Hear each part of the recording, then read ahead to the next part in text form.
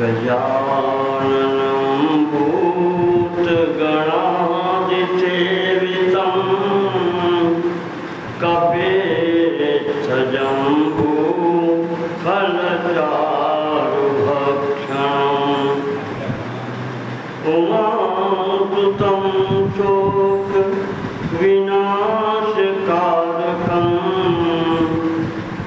नमामि विघ्नेश्वरपादपङ्कजम्।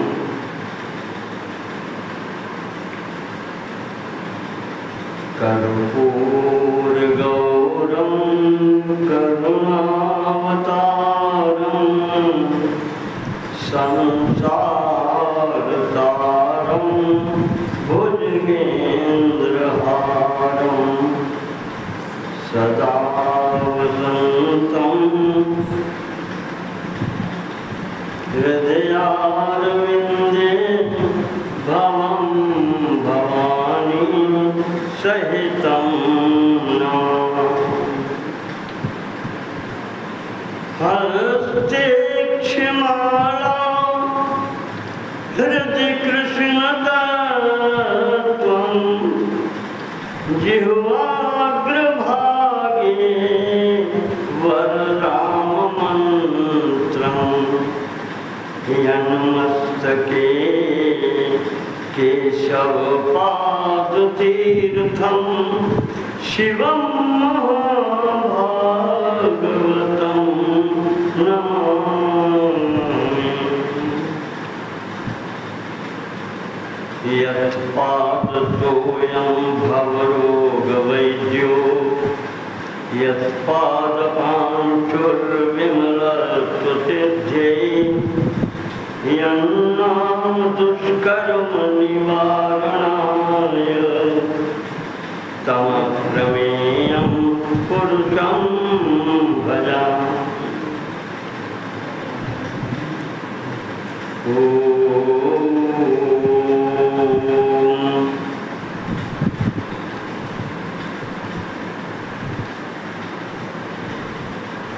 हम लोग बड़े भाग्य से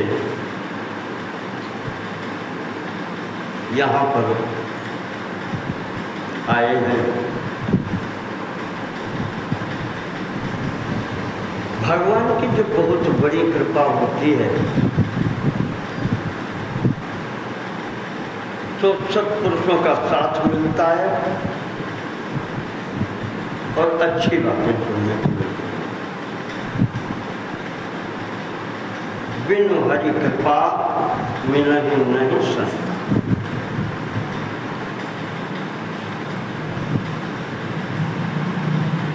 जब भगवान की कृपा होती है, अति हरि कृपा जाहि पर होई पाऊ दे मार्ग सोई। इस मार्ग पर चलना तो बहुत बड़ी भगवान की कृपा होती है, तभी होती है।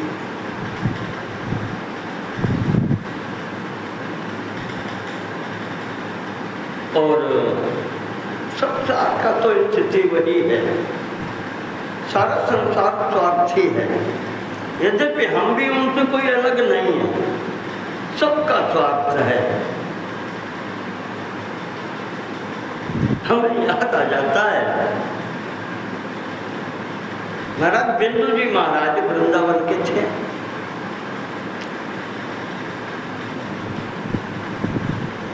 उन्होंने कीर्तन बनाया था, लिखा था। उनकी किताब आती है मोहन मोहिनी, अच्छे अच्छे कीर्तन हैं। अब तो बिंदु जी नहीं, बहुत पुराने संत थे।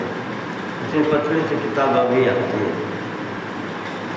उसमें उन्होंने लिखा था कि सभी तुझसे कहते हैं हार अपना अपना सभी तुझसे कहते हैं हाल अपना अपना दिखाते हैं तुझको कमाल अपना अपना दिखाते हैं तुझको कमाल अपना अपना। आगे कहते हैं है बाजार मजहब में हर दिल का सौदा। मजहब धर्म साधारण तौर से कोई वजह को कहीं भी हो का है बाजार मजहब में हर दिल का सौदा और बताते हैं सब सच्चा माल अपना अपना। दुकानदार जितने बैठे तो अपना माल खड़ा बताते हैं, सच्चे बताते हैं। तो सभी तुझसे कहते हैं हाल अपना अपना। अब क्यों बताते हैं?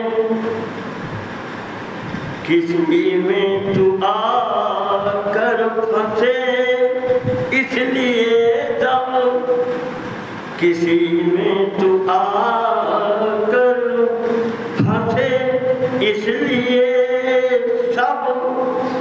दुकानदारी सब यही है, कहीं तो फंस गए। किसी में तू आकर फंसे इसलिए सब बिछाते हैं उल्फत का जाल अपना अपना। बिछाते हैं उल्फत का जाल अपना अपना। ये तो सबकी स्थिति है। बिंदु भी कहते हैं पर खरीदे हैं दीनों के दृग बिंदु तूने तो दीनहीन के आंसू खरीदे हैं। प्रभु तुम्हें और कुछ चाहिए ही नहीं, तुम यही चाहते हो कि कोई मेरे सामने शरण में तो आए, मेरे सामने आकर के बुलाए तो हमें। देखो एक सत्य बात है, भक्त चाहे जितना बड़ा हो, जब तक पुकारता नहीं तब तक भगवान आते नहीं। गजेंद्र की कथा सुनी गजग्राह की, जौहर सुन रही जलो पर जब पुकारे तब आए, चाहे जहाँ आते हो। अब ये कह देते हैं कि वो सब जानता है, सब करता है, और ना मौका मिले अचानक आपत्ति आ जाए तब कोई चिंता नहीं, फिर वो देखेगा। लेकिन अगर आपके पास समय है और आपने नहीं पुकारा तो फिर देर लगेगी। द्रौपदी ने पुकारा, क्या कहा? गोविंद गोविंद द्वारिका वासिन। उन्होंने ये नहीं कहा कृष्ण आओ, उन्होंने नाम लिया द्वारिका वासिन। तो गोविंद तो द्वारिका में थे तो अब आने में देर लगेगी। सीधे कहते कृष्ण बचाओ, तुरंत थे। कहा कृष्ण द्वारिका वासिन गोपी जन प्रिय। द्वारिका भी ले ली साथ में, गोपी जन ब्रज से भी ले लिया, तो अब आने में थोड़ी देर तो लगी जाएगी।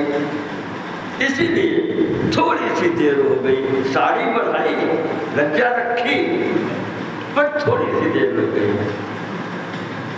उसकी गजेंद्र की उस हाथी की जंगल टूट गई और उसने पुकारा नारायण। नारायण तुरंत खड़े हैं, पुकारा है और नारायण तुरंत है, वहां देर नहीं। वही बिंदु जी कहते हैं कि खरीदे हैं दीनों के दृग बिंदु। दृग बिंदु आंसू, नेत्रों के जो बिंदु निकलते हैं आंसू। खरीदे हैं दीनों के द्रग बिंदु तूने। बाजार में अपनी अपनी पसंद है, तो किसको पसंद है वो लेता है।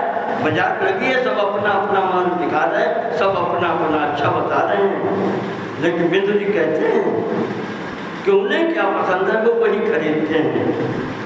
कि खरीदे हैं दीनों के द्रग बिंदु तूने, और पसंद अपनी अपनी, ख्याल अपना अपना, सभी तुझसे कहते हैं हाल अपना अपना, दिखाते हैं तुझको कमाल अपना अपना। तो इसलिए आवश्यक ये है कि हम उसके नाम का सहारा लें, उसके सामने कमाल न दिखाएं।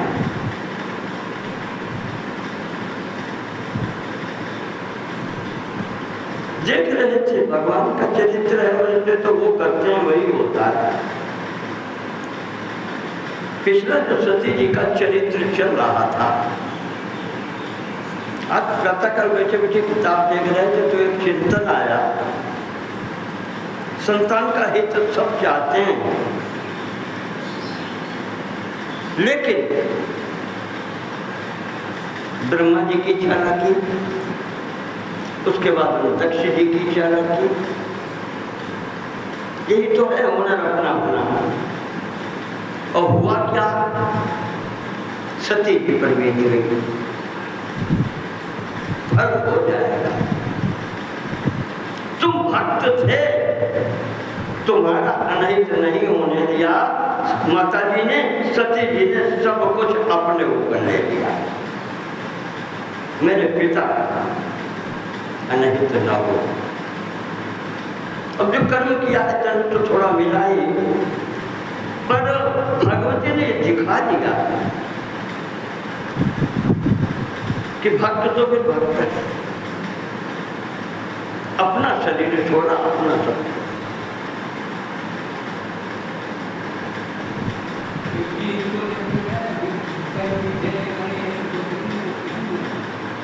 जी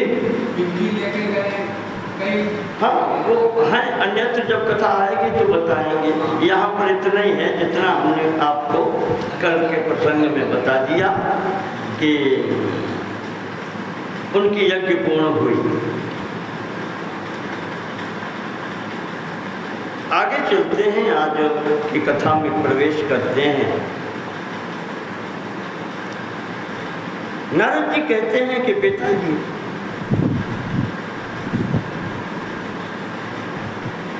दाक्षायणी सती देवी त्यक्त देहा पितुर्मखे। दक्ष जी की पुत्री सती जी ने पिताजी की यज्ञ में शरीर छोड़ा,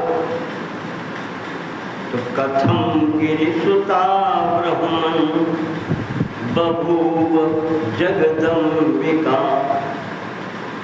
किस प्रकार से हिमाचल के घर में आई,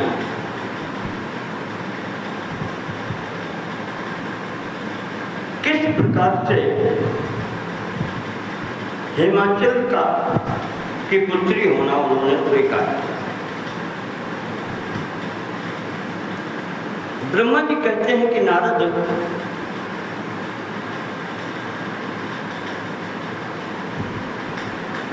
यज्ञशाला में जब वो घटना हुई,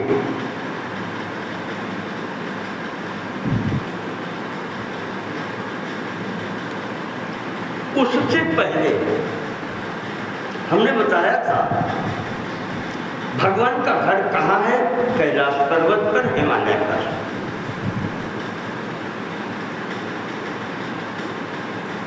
ब्रह्मा जी कहते हैं कि नारद, जब भगवान सती जी के साथ में हिमालय पर वहां रहते थे, तो वो तो हिमाचल का घर है, वहीं उनकी पत्नी है मैना जी। ये सब लोग मिलकर के इनकी सेवा करते थे। भगवती की सुंदरता पर देख करके माता मैना के हृदय में संकल्प उठा कि प्रभु ऐसी ही पुत्री हमें मिलती। पुत्री भाव जागृत हो गया। भगवान और भगवती तो हैं, सेवा करती हैं, हिमाचल भी अपने स्तर से करते हैं। माता मैना भी प्रतिदिन सेवा करती हैं। हृदय में भाव जागृत हो गया। तो बस भाव ही महत्व रखता है, ऊपर का दिखावा कोई महत्व तो नहीं रखता।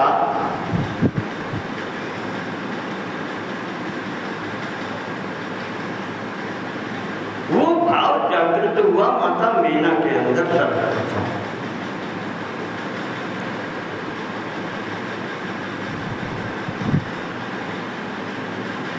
ब्रह्मा जी कह रहे हैं कि जो मेनका जी थी, ये मैना नाम है इनका, हिमाचल की पत्नी मैना, ये पूर्व जन्म में पितरों की पुत्री थी। हमने जो पितरों को बताया था, पितरों को दक्ष जी की कन्या स्वधा विवाहित हुई थी, उससे 3 पुत्रियां थीं।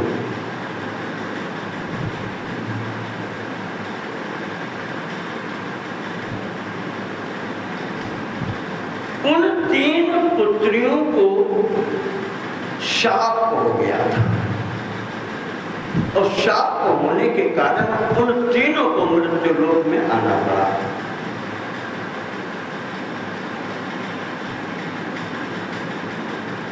तो अब नई बात सामने आ गई। नारद जी ने पूछ दिया कि महाराज तो पहले यहीं से प्रारंभ करो, मैना को शाप क्यों हुआ? क्योंकि जब ये पितरों की पुत्री हैं, पितर भी देवता स्तर के ही व्यक्ति होते हैं, तो इन्हें शाप कैसे हुआ? और फिर इनका विवाह हिमाचल से कैसे हुआ? ब्रह्मा जी कहने लगे कि नारद जी, भारतवर्ष के उत्तर भाग में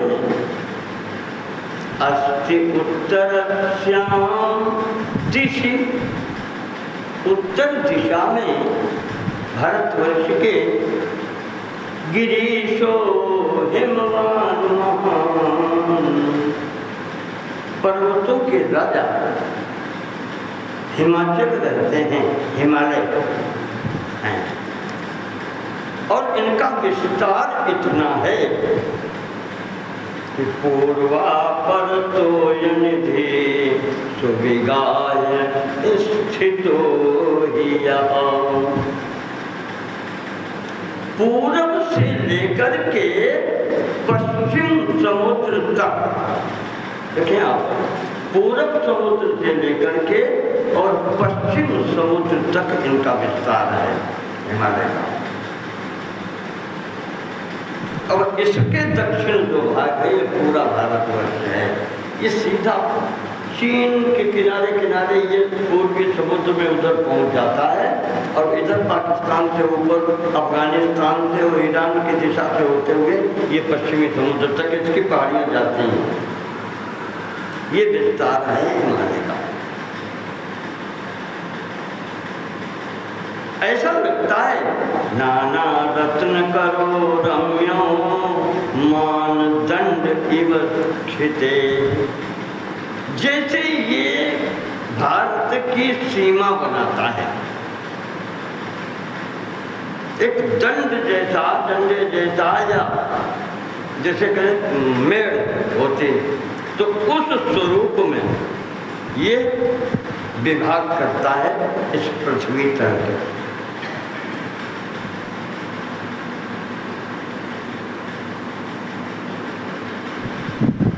तो ये इनका विस्तार है। अब इसमें एक बात आती है, इसे आप इस तरीके से अगर भौतिकता में देखें तो ये क्षेत्र हिमालय क्षेत्र कहा जाता है, इसके राजा होंगे, इस क्षेत्र के राजा होंगे हिमाचल में। कहते हैं कि अपने परिवार का, प्रजा का पालन करते हुए उनको विवाह करने की इच्छा जागृत हुई।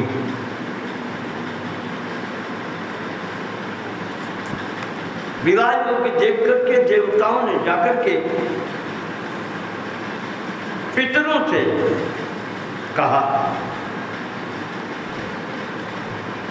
कि आपकी तीनों कन्याओं का को पृथ्वी लोक में जाने का शाप मिला है,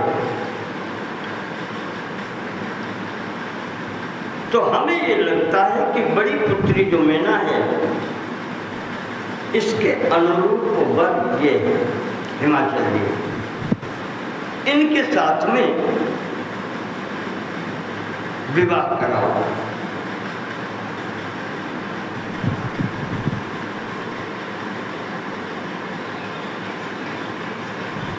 तो नारद जी ने कहा कि महाराज वही बात पहले बताओ, शाप किसने दिया और कैसे? पहले तो ये बात बताओ, दूसरे जन्म की बात तो करेंगे, पिछले जन्म की बात करेंगे।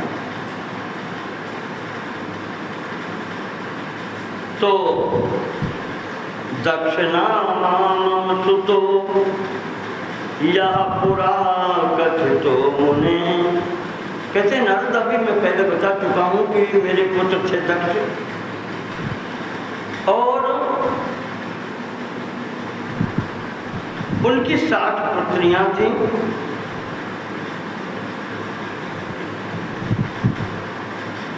उनमें से जो स्वधा नाम की कन्या थी उसका विवाह पितरों से हुआ था, और पितरों से स्वधा नाम की पत्नी के द्वारा इस संकल्प संतानें हैं। 3 कन्याएं उत्पन्न हुई। पहली का नाम है मैना नामनी सुता ज्येष्ठा, उसका नाम है मैना। मध्या धन्या, मध्यमा जो है बीच की, उसका नाम है धन्या। कहीं कहीं पर इसी का नाम सुनैना आया है, सुनैना, बड़ी मैना, मध्यमा, ये धन्या यहाँ पर नाम दिया, वैसे सुनैना भी आया है। और तीसरी कन्या जो है उसका नाम है कलावती।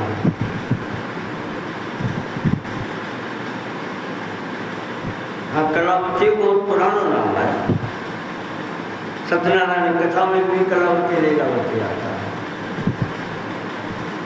तो ये तीनों कन्याएं जब कन्याएं हैं, अयोनिज हैं, संकल्प से उत्पन्न है, माता के गर्भ से नहीं है। जगत वंद्या, संपूर्ण संसार उनकी वंदना करता है। लोक मातरा, संपूर्ण लोक की, संपूर्ण संसार की वो माताएं हैं। एक बार की घटना है, एकस्मिन् समय तिस्रो भगिन्य मुनीश्वर श्वेत द्वीपम विष्णु लोकम जगमुर दर्शन हेतुवे। भगवान विष्णु के धाम में कुछ कार्यक्रम था, वहां पर ये पुत्रियां भी दर्शन करने के लिए पहुंची, और देवता ऋषि इत्यादि थे। सब लोग अपने अपने आसन पर बैठे, सबको स्थान मिला। कहते हैं इसी समय पर ब्रह्मा जी के जो सबसे पहले पुत्र हैं, सनक, सनातन, सनंदन, सनत कुमार, वो हमेशा 5 वर्ष के ही रहते हैं। सबसे पहली संतान है ब्रह्मा जी की, और ये ऋषि मुनि तक क्षेत्र सब बात के हैं। उनसे भी ब्रह्मा जी ने यही कहा था कि सृष्टि करो। उन्होंने कहा महाराज हमें काहे चक्कर में डाल दो। तो उनसे भी ब्रह्मा जी ने कह दिया फिर तुम इतने ही बड़े बने रहो। तो वो 5 साल से बड़े कभी होते ही नहीं। सबके पुरखा हैं ब्रह्मा जी के बाद में वही हैं, लेकिन रहते हमेशा उसी अवस्था में हैं। जब तक ब्रह्मा जी रहते हैं तब तक वो भी रहते हैं। वो वहां पर आए, आने पर उन्होंने आकर के ब्रह्मा जी को, विष्णु को, उनको प्रणाम किया। ये लड़कियां कुछ इस स्तर में थी कि इन्होंने देख नहीं पाया, ये बैठी नहीं, वही स्थिति बन गई। ये सब योगिनी हैं, बहुत ध्यान में शंकर जी के जैसे बैठे नहीं ध्यान रहा। अच्छा वो छोटे छोटे बच्चे थे, ये भी हो जाता है कभी कभी।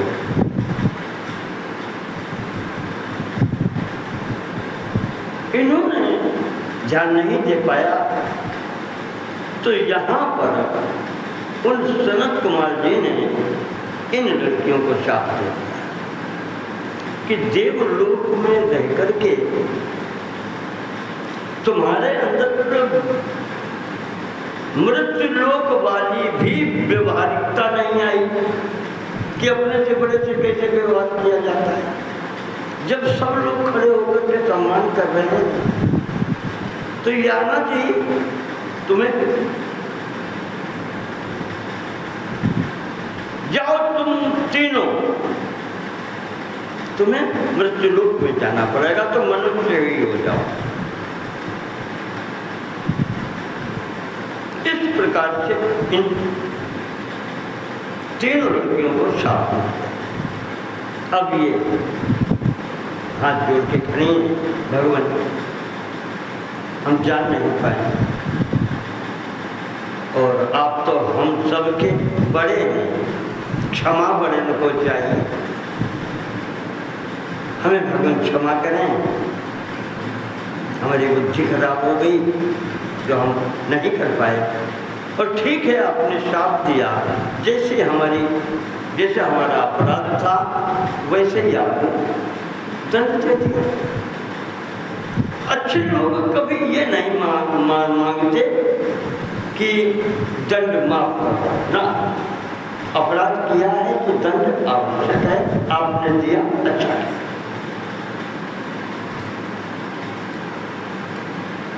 लेकिन आपका ध्यान होगा जैसे बाली कहता है कि जय जोनि जन्म कर्म बस तह राम पद अनुराग। भगवान आगे से ये बुद्धि खराब ना हो। भगवान के आगे अपने उस दिन भी कहा था, मांगने की अगर चीज है तो यही मांगे भगवान से कि बुद्धि मेरी कभी खराब ना हो।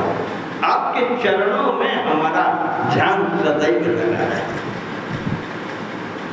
इसके सिवा तो जो कुछ है वो कर्म फल के आधार पर मिलता ही रहेगा।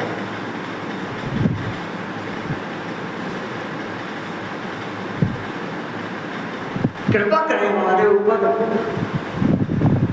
और शाप से उद्धार का उपाय भी बताएं। तो सनत कुमार जी ने कहा कि तुम्हारी बुद्धि इसका तात्पर्य है कि ठीक है। तो कहती है तुम तीनों जाओगे, बात तो मेरी ड्यूटी नहीं होगी, जाना तो पड़ेगा तुम्हें।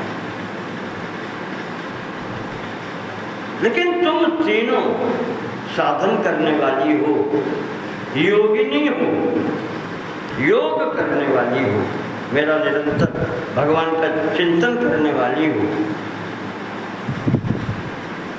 तो हम बताते हैं कैसे होगा, क्या होगा, भविष्य की बात भी बताते हैं। बूढ़ो बातन साधु दुरावनी आरत अधिकारी जहाँ पावनी। सबको नहीं बताई जाती, अधिकारी होता है उसको बताया जाता है। महाराज जी ने अधिकारी देखा है तो कहती हैं मैना तुम्हारा जन्म जब मृत्यु लोक में होगा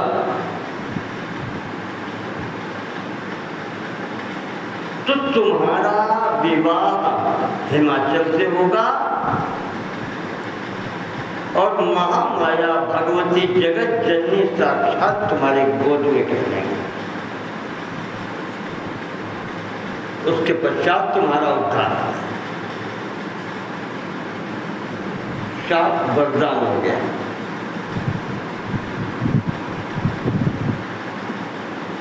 ये जो मछली है जिसका नाम धन्या बताया, कहीं कहीं इसका नाम सुनैना आता है, का जाओ तुम्हारा विवाह मिथिलापुरी में महाराज जनक के साथ में होगा। सुनैना तुम्हारी गोद में भी भगवती महामाया जगत जननी सीता रूप में खेले।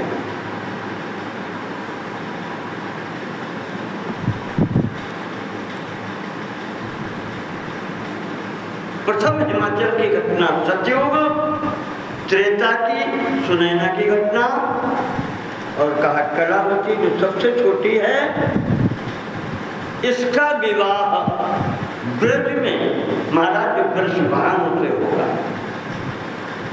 इसकी गोद में वो जगत जननी महामाया राधा रूप में खेले।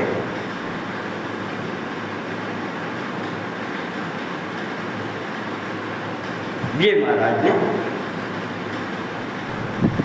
एक प्रकार से कहें कि शाप के पश्चात वरदान भी दे दिया।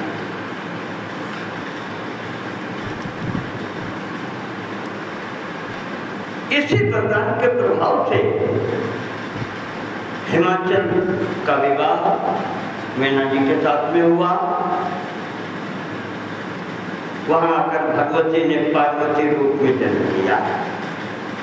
त्रेता में जो मझली कन्या है धन्या या सुनैना, उसका महाराज श्रीरथ जनक के साथ में विवाह हुआ और उनकी पुत्री हुई सीता जो राम जी को विवाहित की। मैना की पुत्री शिव जी को विवाहित हुई। सुनैना जी की पुत्री सीता विष्णु स्वरूप राम जी को विवाहित हुई और वृषभानु कलावती जी की कन्या जो राधा है वो भगवान कृष्ण को हुई।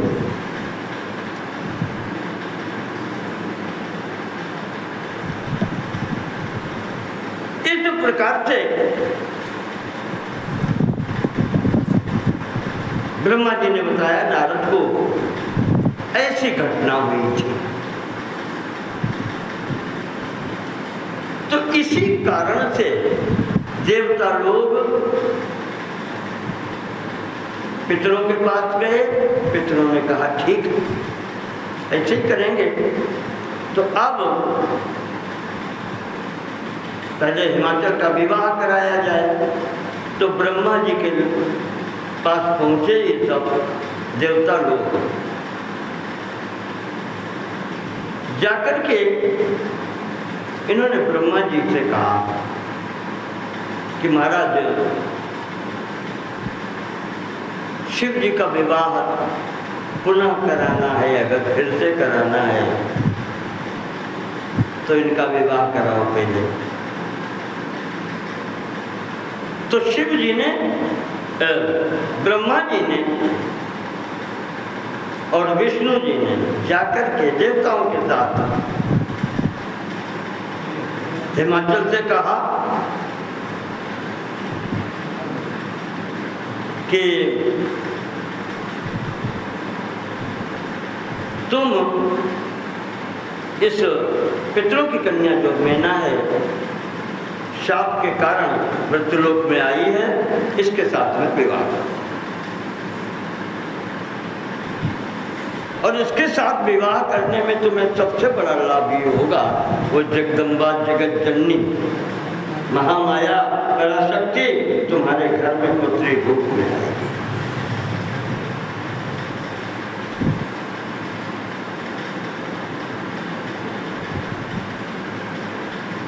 ये कह करके यहाँ पर हिमाचल का विवाह कराया गया ब्रह्मा जी ने विष्णु ने कहा ऐसा होगा, तो उसी स्तर पर हिमाचल और हिमाचल की पत्नी जब शंकर जी सती जी चली गई तो शंकर जी पूरे संसार में घूमते हुए कहीं शांति नहीं मिल रही थी। यहाँ आकर के एकांत में विराजे।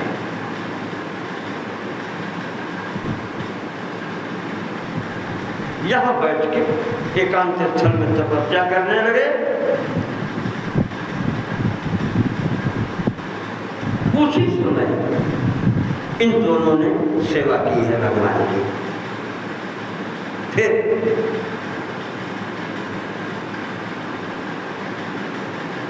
सच्चे रूप में तो की थी। ये सब घटनाएं विवाह होने की बात की हैं। प्रसंग वह सामने आपको हिमाचल का विवाह बाद में बताया, जो कि पुस्तक में बाद में आया है। सच्चे स्वरूप में भी यहीं कैलाश पर रहते थे, तो हिमाचल और उनकी पत्नी मैना सेवा करती थी। उसी तरह मैना के हृदय में विचार आया कि ऐसी पुत्री हमारी भी हो, हमें भी ये पुत्री स्वरूप में मिलते। वो भाव जागृत हुआ। तो इस प्रकार से यहाँ चलने लगा सब। सती के बाद भगवान अकेले हो गए। तो इन लोगों ने, देवताओं ने हिमाचल उनकी पत्नी से कहा कि तुम लोग देवी की आराधना करो। तुम्हारी भी वही इच्छा है जो हम चाहते हैं।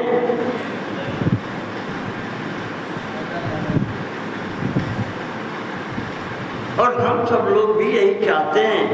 हमने भी देवी की आराधना करके उनसे वरदान पाया है। देवता लोगों ने कहा, उन्होंने आने का आश्वासन दिया है, वो आएंगी। वो भी अकेली नहीं रहती हैं, वो जानती हैं शिव जी किस स्थिति में है। देवताओं ने उनकी स्तुति देवी जी की तो देवी जी ने कहा है कि जब से मैं गई हूँ यहाँ से, इनके पास से, यावत प्रभृति में जगता, जिस दिन से मैंने ये संसार छोड़ा है, शिव जी के पास से मैं अदृश्य हो गई हूँ। अलग जाने का प्रश्न नहीं, लेकिन जब तक छोड़ा है।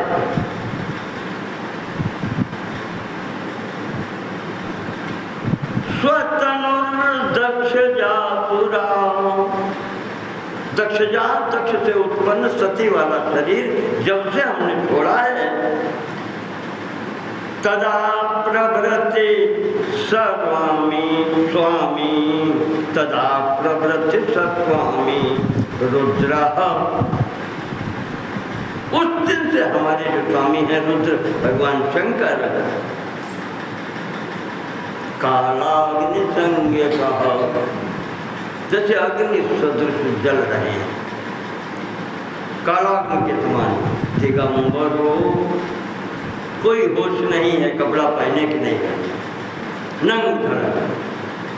बभुवासो मच्चिंतन परायणा, हम जानते हो मेरा ही चिंतन बराबर कर रहे हैं।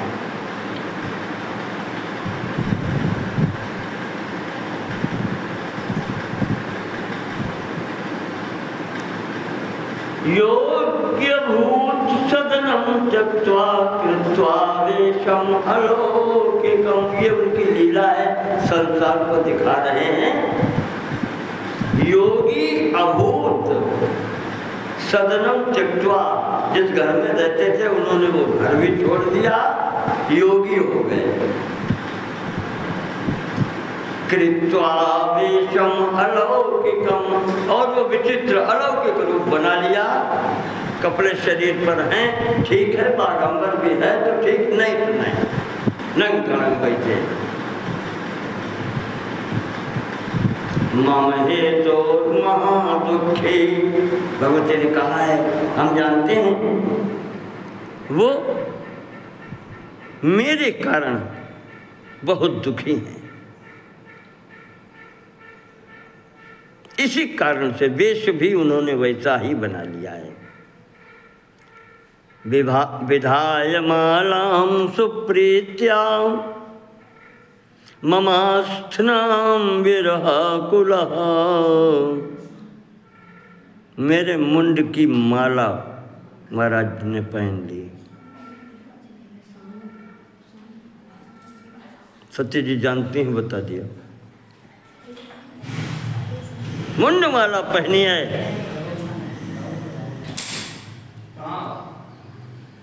तो न शांतिम प्राप कुत्रापि प्रबुद्धोप्येक एव सा। यद्यपि ज्ञानी है, प्रबुद्ध हैं, फिर भी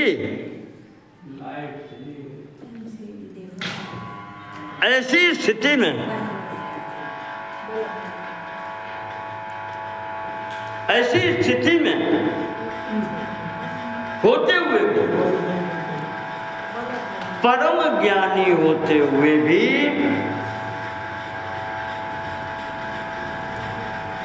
महाराज जी हमारे जाने से दुखी हुए, बहुत दुखी, जबकि ज्ञानी को दुख नहीं होना चाहिए था।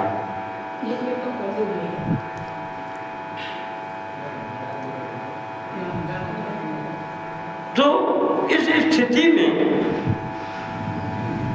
अब वो आकर के इत्थम लीला हरोकार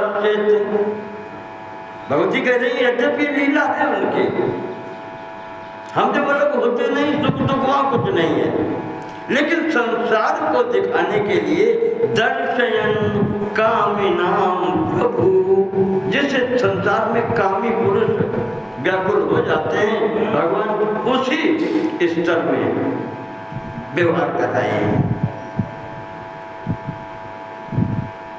और मेरा नाम लेकर के मुझे पुकार रहे हैं। इस कारण से क्योंकि मैना ने मेरी सेवा की है, हिमाचल पत्नी ने, उसका भाव था, तो मैं उसका भाव भी पूर्ण करूंगी। वो मेरी भक्त है और शरीर छोड़ते समय भी मैंने भी ये संकल्प लिया था कि यहाँ से चल करके अवतारं क्षितौ मेना हिमाचल गृहे सुरा, कि यहाँ से चल करके अब हिमाचल के घर में ही पहुँचे और वहाँ पहुँच करके फिर भगवान शिव के पास पहुँचे। देवताओं ने कहा कि ऐसा हमसे कहा है, तो अब उन्हें प्राप्त करने के लिए हिमाचल तुम भी साधन करो। जब कोई आता है तो उसके आने के लिए, उसके स्वागत के लिए तैयारी की जाती है। महाशक्ति महामाया वो जब आएंगी तो घर तो पवित्र करना पड़ेगा, कहाँ बिठाओगे? तो ये घर पवित्र ही किया जाता है। घर में भी मेहमान जब कोई आता है तो घर की सफाई करते हैं। तो भगवान को अगर बुलाना है तो ये घर भी साफ सुथरा करो, उसको बिठाना कहाँ है? हृदय में बिठाना है तो हृदय साफ करो, हृदय निर्मल करो। जाकर के इन पति पत्नी ने तपस्या की, भगवती प्रसन्न हुई, सामने आई। भगवती ने कहा कि वरदान मांगो, हम प्रसन्न हैं, वरदान। तो माता मैना मांगती हैं, शिवे जय जय प्राज्ञे महेश्वरी भवाम्बिके वरयोग्यात्म्यहं चेते वृणे भूयो वरम वरम। भगवती आपने हमारे ऊपर कृपा की है, आपकी जय हो। आप हमें वरदान देना चाहती हैं तो 2 वरदान मांगेंगे। कहा मांगो, मोरे नहीं अधेय कछु तोरे। माता जो इच्छा हो तो माता मांगती है कि प्रथमं शतपुत्रा में भवन्तु। पहली बात तो ये कि 100 पुत्र दे दीजिए। अभी तक कोई संतान नहीं थी। कहा भगवती 100 पुत्र दे दीजिए। और ऐसे नहीं, बहवायुषो वीर्यवन्तु रिद्धि सिद्धि समन्विता। मांगना सबको नहीं आता, कोई कोई मांग पाता है।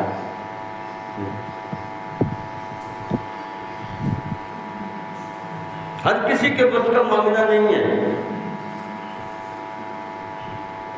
संभवतः तो हमें खंडानंद जी ने या किसी ने कहीं लिखा है, गंगा किनारे भ्रमण करते हुए जा रहे थे परिक्रमा में, एक जगह गांव के पास में ठहरे, रुके तो 10-12 महात्मा लोग थे। तो महात्मा लोग क्या, शाम जहाँ हो गई वहाँ रुक गए, कहा गाँव से मांग लाओ।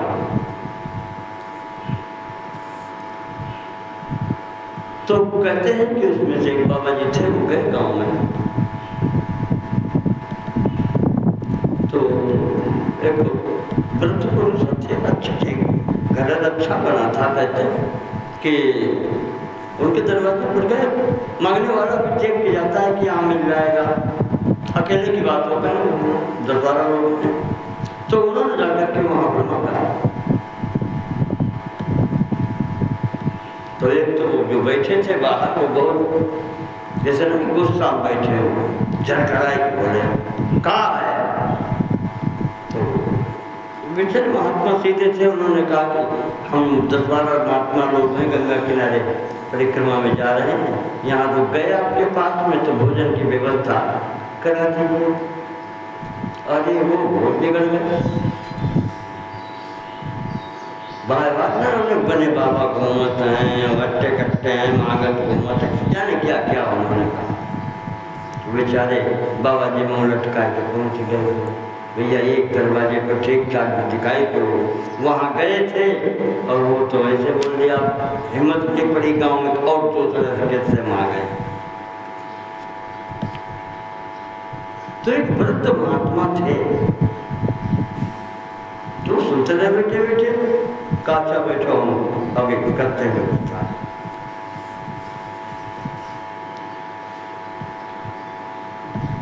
पर जो गए थे उन्होंने बता दिया कि इसे गाँव घूमते ही 2 घर छोड़ के तीसरा आया कुछ उनका घर था, वो अच्छा बना, ठीक ठाक दिखाई पड़ते हैं।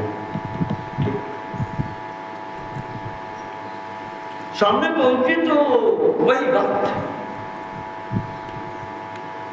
अभी वृद्ध है, थोड़ा सा इतने अंतर है, वो वैसे थे। जाकर के जैसे ही पहुंचे, इन्होंने वही बात कही कि महाराज 10-12 महात्मा लोग हैं, भोजन की व्यवस्था करा दीजिए, हम आपसे यही चाहते हैं। हम लोग क्या है, चलते जाते हैं इधर उधर, मांग के कहा नहीं होता है। वो वही बात एकदम बाबा जी के ऊपर जैसे ही बोला है, तो वो जो वृद्ध बाबा जी थे वो वही से एकदम चुप, ऐसे बाबा ने कहा। और बाबा जी जब उनसे जोर बोले चुप, कि ऐसे महात्मा से बात की जाती है। तेरे माता पिता ने नहीं सिखाया कि महात्मा से कैसे बात की जाती। अब बाबा का लेक्चर शुरू हुआ। जब वो जोर जोर बोले तो वो लोग 4 लोग आएंगे, कहा है। अब बेइज्जती वाली बात आई गई सामने, मांगो ऐसे याद बाबा दिखाओ। इसे ये नहीं पता, ये बाहर बैठा बुढ़ा हो गया कि आदमी बात कैसे की जाती। महात्मा कोई तुमसे रकम मांग रहे, कुछ मांग रहे, और 10-12 महात्मा है, भोजन की व्यवस्था होनी और क्या होना है। एक महात्मा आया, तुम्हें एक सेवा करने का मौका दिया है? और तुम्हें ये भी नहीं पता किससे कैसी बात की जाती है। ये इतनी बात कही तो घर से एक दो कहना चाहिए उनके मालिक, तब तक आसपास के 10-5 लोग इकट्ठे हो गए। लड़का उनके उधर से आएंगे, कहा है मारा जाओ बेटो, बोलो बजाओ, तुम ऐसी बातें करो। पता नहीं तुमसे। अब सब उन्हें से कहने लगे कि महात्मा से ऐसी बात करी जाती। अरे कोई घर में कोई वस्तु ना हो, हम गरीब हैं, किसी हालत में नहीं हैं, वो कोई रकम मांग रहे हैं। रकम तो मांग नहीं रहे थे, भोजन मांग रहे थे। भगवान ने तुम्हें मौका दिया संतों को भोजन कराने का, तुम नहीं कर सके। 10 मिनट नहीं लगे, पूरी व्यवस्था हो गई महात्मा लोगों को। गांव के लेकर के लोग, उनके घर से लेकर के लोग वहां पहुंच गए और पूरी व्यवस्था संतों की हुई, भोजन हुआ।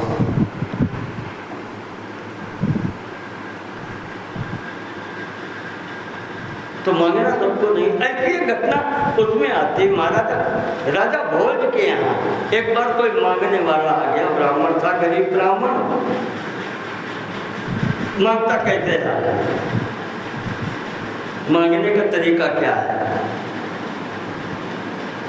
तो राजा भोज अच्छे थे, विद्वान थे। ब्राह्मण को आया हुआ देख करके प्रणाम किया, उठ के बोले भगवान कहाँ से आना हो रहा?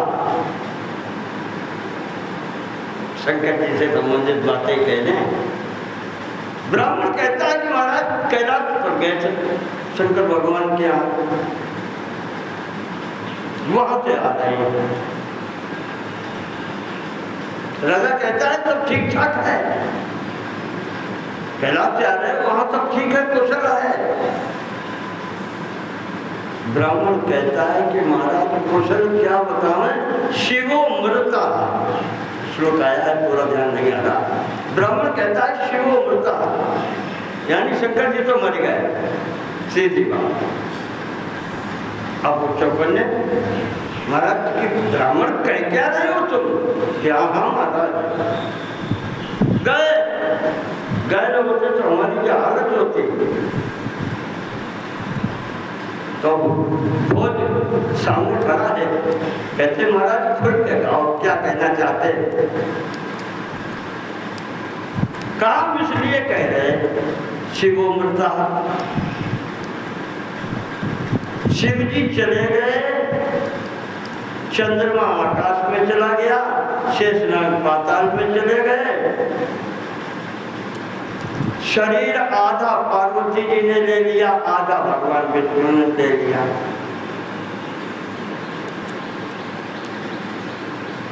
अर्धनारीश्वर देखे, आधे में भगवती होती हैं, आधे में शंकर जी।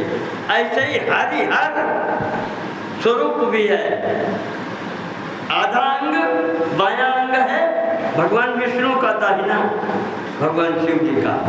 कहा आधा विष्णु अपना वाला ले गए और पार्वती जी अपना वाला आधा ले गई।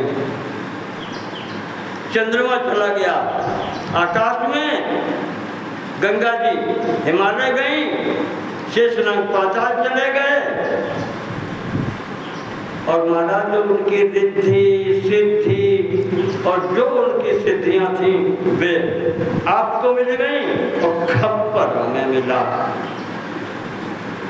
हो गई मांगने की बात पूरी। खप्पर हमें मिलो, भीख मंगे के लिए महाराज। और रिद्धि सिद्धि धन और खजाना तुम्हें मिल गो महाराज, जो उनका था। अब उसे कहना कुछ नहीं, बड़ा बात पूरी हो गई। यानी हम अकेले गरीब आदमी कुछ मांगे नहीं आए हैं। भगवान की दया से तुम्हारे पास धन खजाना सब कुछ है, और हमारे हिस्सा खप्पर है तो हम मांग रहे हैं, इधर उधर भटक रहे हैं। तो राजा भोज ने फिर उसमें दिया तो कुछ दान देना है। ब्राह्मण ने ये नहीं कहा मांगने आए, लेकिन हो गई बात उसकी। ऐसे ही है, कहते हैं कि मांगना बहुत कठिन काम होता है, हर किसी के बस का काम नहीं है। तो इस प्रकार से यहाँ पर बात हम कह रहे थे, माता जी ने मांगा कि पहली बात तो हमें 100 पुत्र दें, ऐसे हो बलवान हो, बड़ी आयु हो जिनकी, रिद्धि सिद्धि संपन्न हो, धन वैभव की कमी न हो। और उसके बाद में पश्चात तथैका तनया, उसके बाद में एक बिटिया जो हमारा लड़का सब मांगे, बिटिया एक मांगे रहे। स्वरूप गुणशालिनी, स्वरूपान हो, गुणमान हो, और कुलद्वयानंद करी, भुवनत्रय पूजिता, दोनों कुलों का मान बढ़ाने वाली, पिता का कुल और पति का कुल, दोनों का सम्मान बढ़ाने वाली हो, और भुवनत्रय पूजता, जिनकी तीनों लोक में पूजा हो, ऐसी पुत्री चाहिए भगवती। तो वो उनके सिवाय और कौन है? सुता भव मम शिवे, भगवती हम चाहती हैं कि आप ही मेरे घर में पुत्री बनकर के आए, और रुद्र पत्नी भव, हम भगवान शिव का के साथ में आपका विवाह पुनः संयोग करा दे। ये शुद्ध बात है। वहाँ ब्रह्मा जी की दक्ष की बात कहाँ कहाँ पे घूम के आ रही थी, बदला लेना है, कहाँ से कैसे लेना है, यहाँ शुद्ध भाव है। माता कहती हैं कि तुम्हारे पति से हम पुनः मिलाना चाहती हैं, भगवती निमित्त हमें बना लो। वैसे तो आप कभी अलग है ही नहीं, लेकिन हमारी इच्छा है कि हमें माता बनने का सौभाग्य मिले।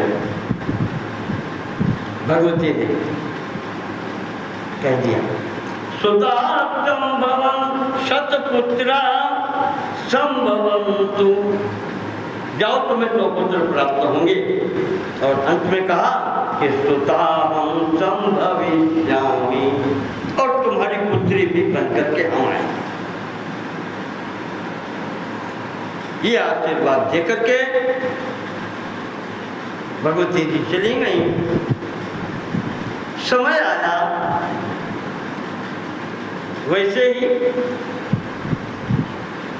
जैसे दक्ष पत्नी प्रसूति के लक्षण जब गर्भ के समझ में आने लगे तो चेहरा का प्रकाश बढ़ गया, भगवती अब गर्भ में आ रही हैं, तो वो सब लक्षण प्रकट होने लगे।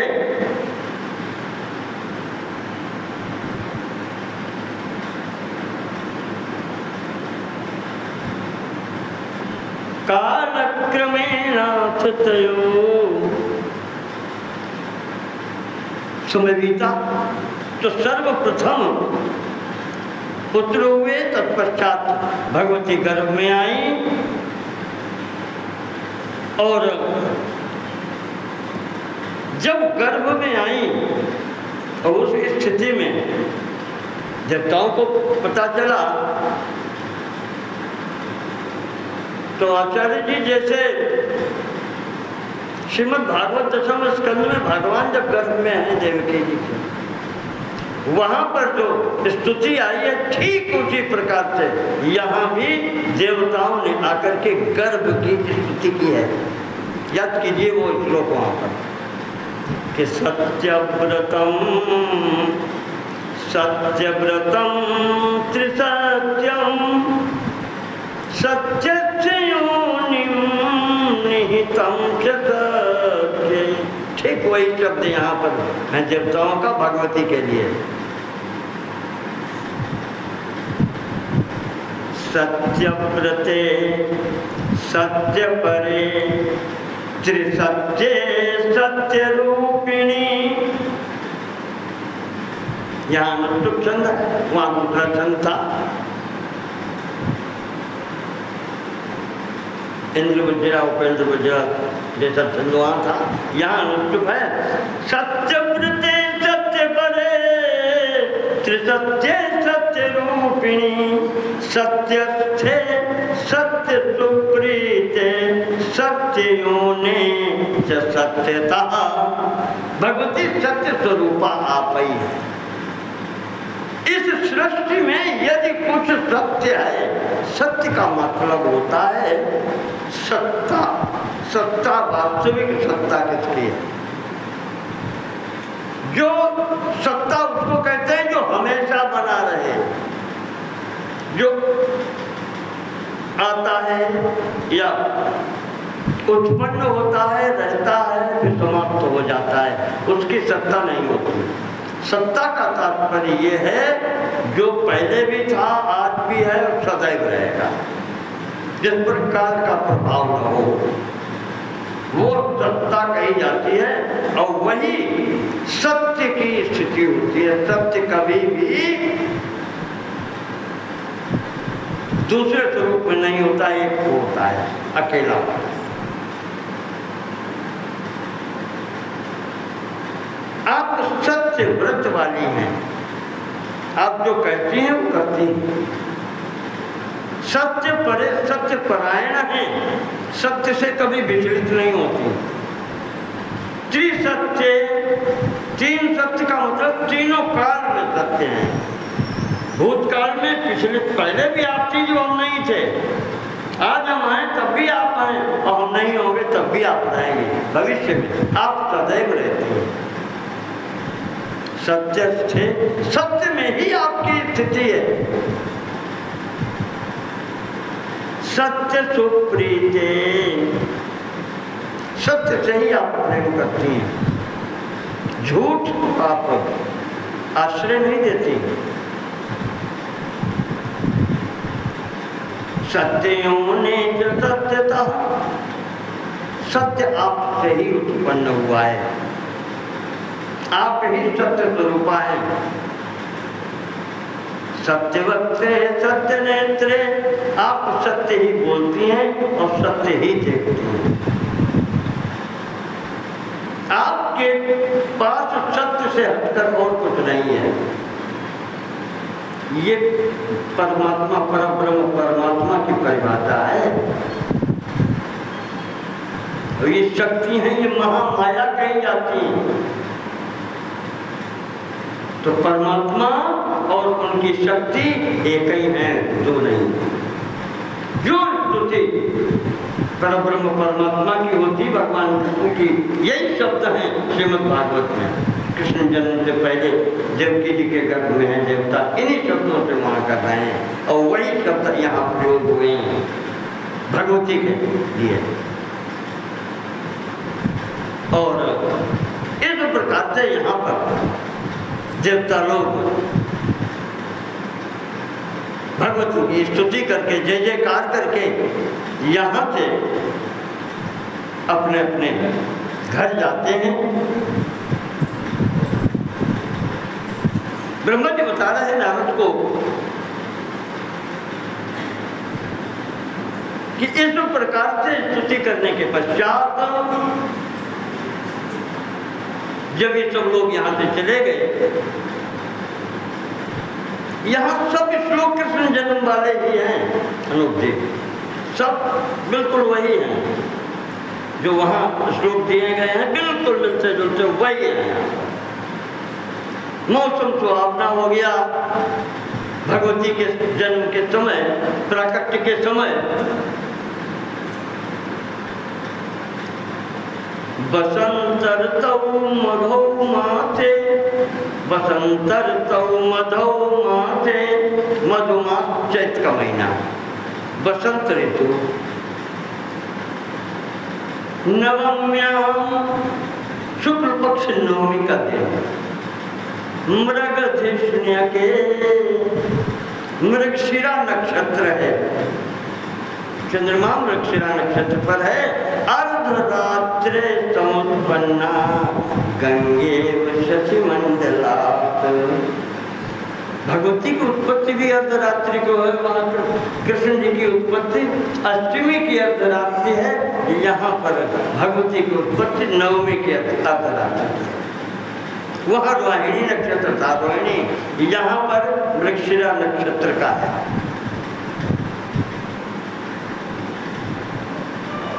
और आचार्य जी मृगशिरा नक्षत्र का तृतीय चरण है, लिखा नहीं यहाँ है, मैं बता रहा हूँ आपको। मृगशिरा नक्षत्र का तृतीय चरण है भगवती के जन्म का समय। आएगा कहीं, चरण नहीं लिखा है लेकिन नाम से पता चल जाता है। जब आचार्यों ने पिता माता ने नाम रखे हैं तो उससे पता चलता है कि मृगशिरा का तृतीय चरण है। इस प्रकार से यहाँ पर भगवती प्रकट हुई हैं माता के समक्ष। यहाँ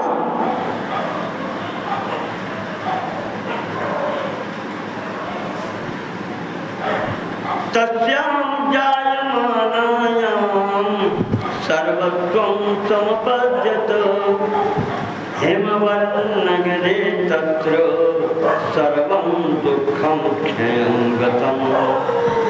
भगवती जिस समय यहाँ पर उत्पन्न हुई हैं, कहते हैं हिमाचल नगरी के जितने नर नारी हैं सबके दुख समाप्त हो गए, किसी को कोई दुख नहीं। जहाँ भगवती आती हैं वहाँ पर दुख आएगा। भगवती के आने पर चारों तरफ जय जयकार होने लगी। बोलिए जगदम्बा जगत जननी मैया की जय।